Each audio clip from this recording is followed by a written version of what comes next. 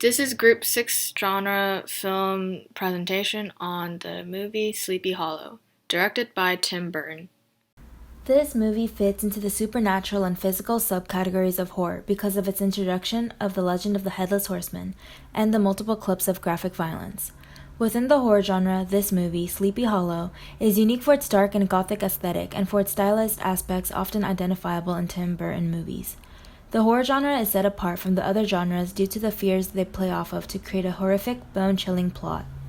Although this is primarily a horror film, dashes of comedy are sprinkled throughout the movie to give the story that honorary Tim Burton touch. Comedic timing and elements are carried throughout the film by the character of Ichabod Crane, also known as the very talented Johnny Depp. Many of his reactions are utilized visually instead of vocally. This can be seen through his expressive eyes, which is also a stylized acting choice that is commonly seen in Tim Burton films. Almost all elements of the film are stylized, from the costumes to the sets and especially the coloring of the movie. Burton dramatically juxtaposes bright reds with muted black and white tones to place the audience in the unfamiliar world of Sleepy Hollow. Paired with jarring special effects and the stampeding headless horseman, it earns the title of supernatural horror.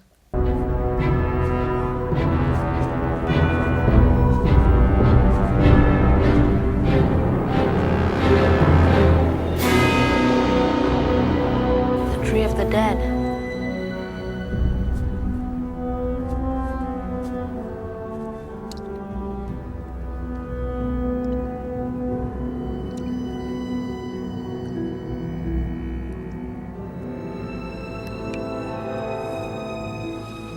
Blood. Stay where you are.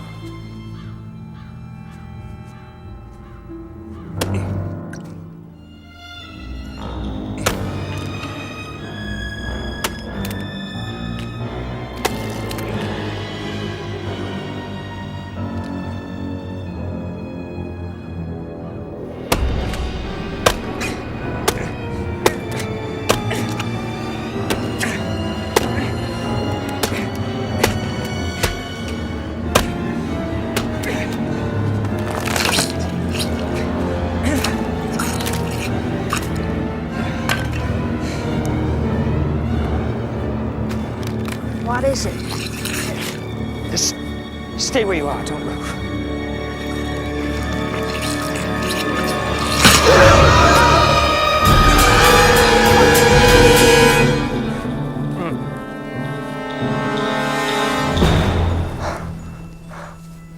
This scene was one of the most harrowing in the movie, in which Ichabod cuts into a tree that continually leaks blood, finally revealing the horseman's stash of heads. This scene utilizes the pivotal aspects of mise-en-scene to create an environment that is both eerie and sophisticated. Burton uses mise-en-scene techniques to transport his audience to a Victorian era filled with mystery, murder, and malice. One of the elements that particularly stuck out to me during the scene was costuming. Sleepy Hollow, as I have mentioned before, is set in a Victorian era filled with elegant fashion trends such as the corset, the casual ball gown, and the dramatically large skirt. Burton utilizes those fashion trends in his lead female character, Katrina, to give the audience a glimpse into her truth. Katrina is the love interest of the main character, Ichabod Crane. They fall in love after he arrives in her hometown to investigate the murders brought upon by the Headless Horseman. Katrina is a very prim and proper princess-esque type character, which is very much reflected in her style.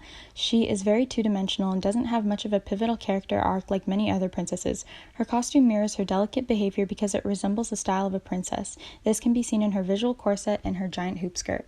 While I was fascinated by Katrina's clothing, I have to say I was particularly drawn to the way her hair is styled. It's no secret that Tim Burton favors a type of aesthetic and places emphasis on certain features of the face.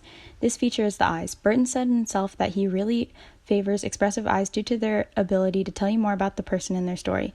This feature is prominent in Katrina as her eyes reflect her innocent and childlike nature. She has very large eyes that emphasize her youth and curiosity, which is a very important aspect in the symbolism of the film. Katrina is rather meek and inexperienced, whereas Ichabod Crane is very bold and experienced.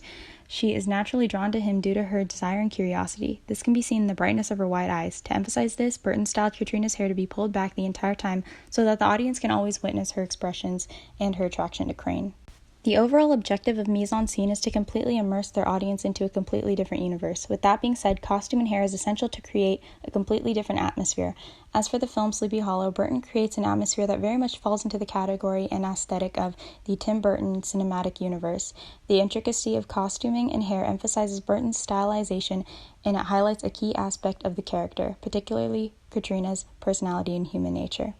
The subtle editing techniques used in the scene helps establish a smooth transition and a sense of continuity among the movements.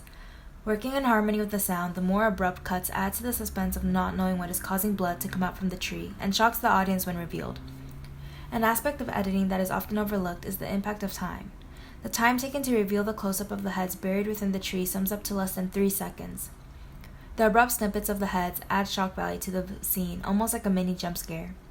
With the already existing tension created by the other film composition elements, the timing placed on the abrupt cuts dramatized the horror aspect of the scene.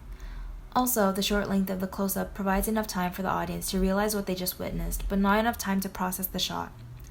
Tim Burton uses time to the clip's advantage and is able to scare the audience once again in another close-up. Another suspenseful scene is created through the use of point-of-view shot when the three are looking upwards and the camera is being lifted to indicate an object of large scale. As expanding upwards, the characters enter the frame one by one, each with a look of disbelief and hesitance.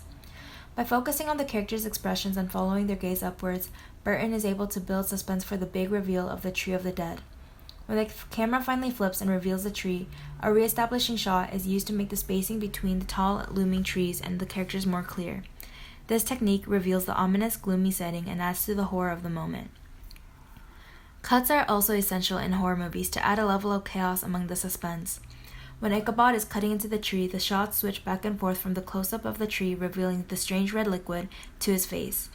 The red liquid being blood, splattering all over Ichabod's face, and the red liquid splashing out from the tree adds to the physical horror as it looks as if the tree is bleeding out. This adds to the horrific aspect of the clip due to the unknown origin of the blood. Cinematography is a very important aspect of the movie. Tim Burton uses it to emphasize his stylistic approach to the horror genre and also create a vivid world for his characters. Color plays a major role in the film, and Burton contrasts the muted black and white tones with the bright, alarming red blood.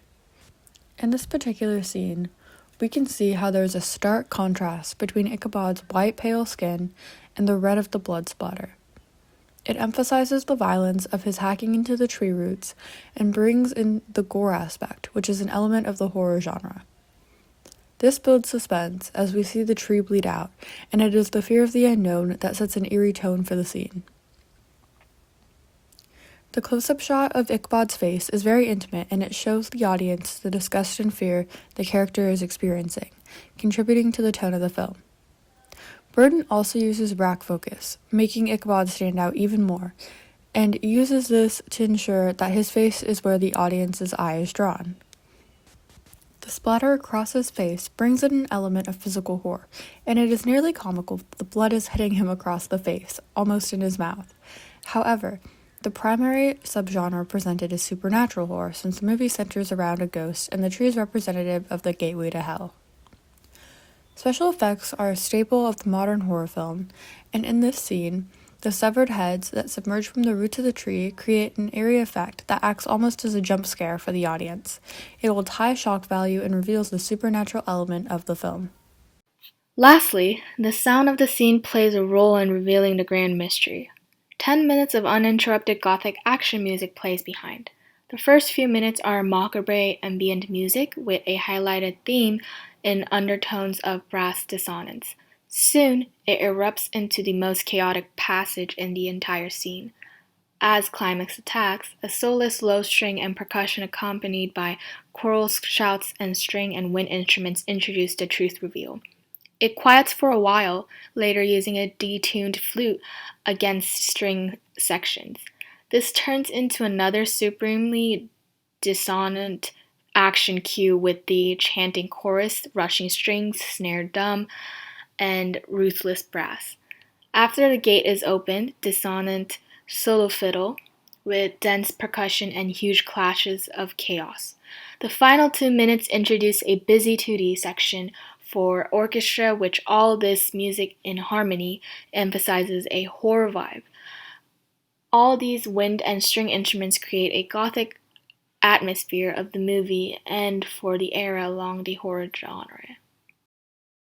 As a horror film, this movie utilizes mise-en-scene aspects to create an eerie fictionalized universe that entrances the reader and draws them to the bone-chilling atmosphere. Tim Burton's stylized direction allows for the audience to be captured by the whimsy and comedy of the Tim Burton cinematic universe. Cinematography helps to add to the eerie tone of the movie, and Burton creates a stylistic approach to the horror genre. Color and contrast dramatize the violence presented in the film, and the use of camera angles and special effects help to define Sleepy Hollow as supernatural horror. Sound also helps create the suspense and the atmosphere of creepiness that carries throughout the film. After all, analyzing Sleepy Hollow, including every film element we learned, shows clearly how the horror film differs from other genres. Thank you for listening to our presentation.